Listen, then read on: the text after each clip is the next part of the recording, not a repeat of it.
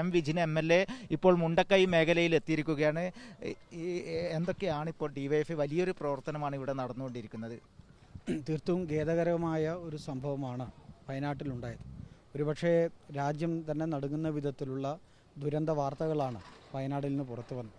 ആ ഘട്ടം മുതൽ കേരള ഗവൺമെൻറ് നമ്മുടെ ബഹുമാനപ്പെട്ട മുഖ്യമന്ത്രിയുടെ നേതൃത്വത്തിൽ സമാനതകളില്ലാത്ത വിധത്തിലുള്ള ഒരു ഏകോപന പ്രവർത്തനങ്ങൾക്ക് തന്നെയാണ് രക്ഷാപ്രവർത്തനങ്ങൾക്കുൾപ്പെടെ ഇവിടെ നേതൃത്വം കൊടുത്തത്.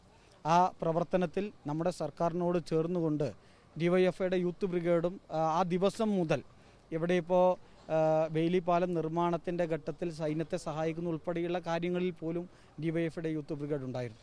ഏറ്റവും അപകടകരമായ ഒരു ഘട്ടത്തിൽ ഞാനിന്നിപ്പോൾ ഇവിടെ വന്നപ്പോൾ ആർമിയുടെ ഏറ്റവും ഉയർന്ന ഉദ്യോഗസ്ഥന്മാർ തന്നെ വളരെ പ്രശംസിച്ചുകൊണ്ട് ഡിവൈഎഫ്ഐ യൂത്ത് ബ്രിഗേഡിനെ പ്രശംസിച്ചുകൊണ്ട് സംസാരിക്കുകയുണ്ടായി.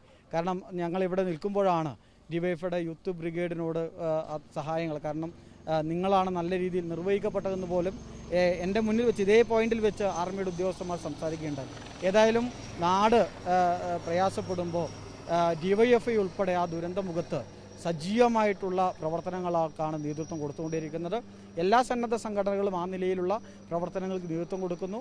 അതോടൊപ്പം നമ്മുടെ ഗവൺമെൻറ് 4 മന്ത്രിമാർ ഇവിടെ നിന്നുകൊണ്ട് ആ പ്രവർത്തനങ്ങൾക്ക് ഏകോപനം നൽകുന്നു. നമ്മുടെ മുഖ്യമന്ത്രി അതിനെല്ലാം നേതൃത്വം കൊടുത്ത് ഈ ദുരന്തമുഖത്ത് ഈ നാടിനെ കൈപിടിച്ചുയർത്തുന്ന ഒരു പ്രവർത്തനങ്ങളുടെ ഏകോപനം നടക്കുന്നു.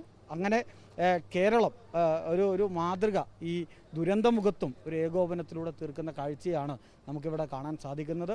ക്യാമ്പുകളിൽ ഖേദകരമായ ഒരുപാട്